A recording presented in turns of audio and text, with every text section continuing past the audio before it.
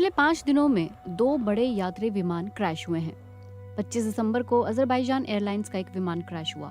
इसमें सवार 67 लोगों में से 38 लोगों की मौत हो गई। वीडियो में देखा जा सकता है कि हवाई जहाज के पिछले हिस्से से लोग बचकर निकल रहे हैं। फिर 29 दिसंबर को दक्षिण कोरिया में जेजू एयरलाइन का बोइंग विमान लैंड करते हुए क्रैश हो गया।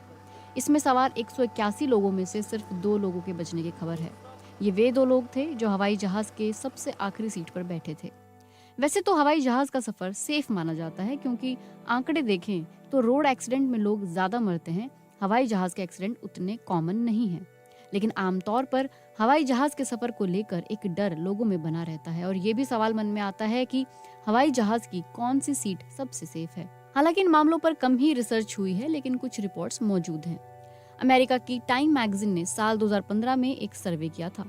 उन्होंने बताया था कि प्लेन को अगर 3 हिस्सों में देखा जाए तो सबसे आगे के हिस्से में बैठने वालों में मौत का प्रतिशत ज्यादा रहा, वहीं सबसे आखिरी हिस्से में बैठने वाले लोगों में मौत का प्रतिशत कम था। कौन सी रो सबसे सेफ है, अगर ये बात की जाए तो पिछले हिस्से की बीच वाली रो में बैठने वाले लोगों में मौत का प्रतिशत काफी कम था।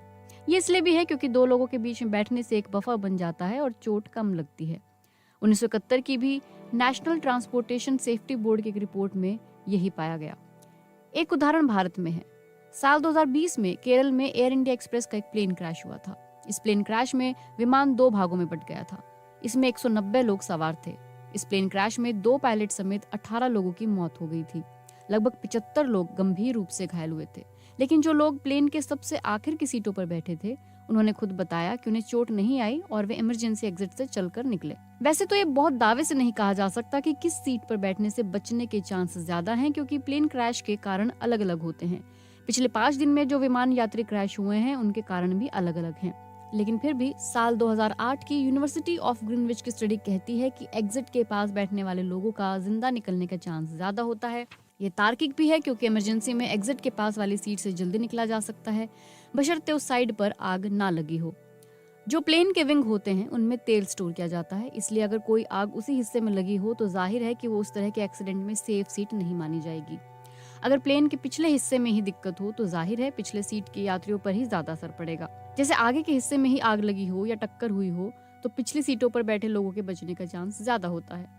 कई बार ऐसा भी हुआ है कि प्लेन का इंजन फेल हुआ, प्लेन की क्रैश लैंडिंग हुई, फिर भी कई यात्री बच गए।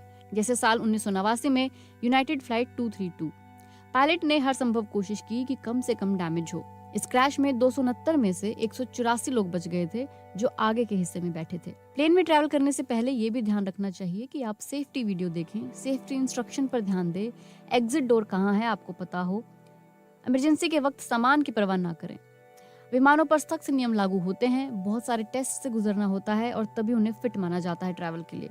पायलट्स को भी इमरजेंसी को लेकर ट्रेनिंग दी जाती है, इसलिए इस बात के बहुत कम चांस होते हैं कि विमान दुर्घटनाग्रस्त हो।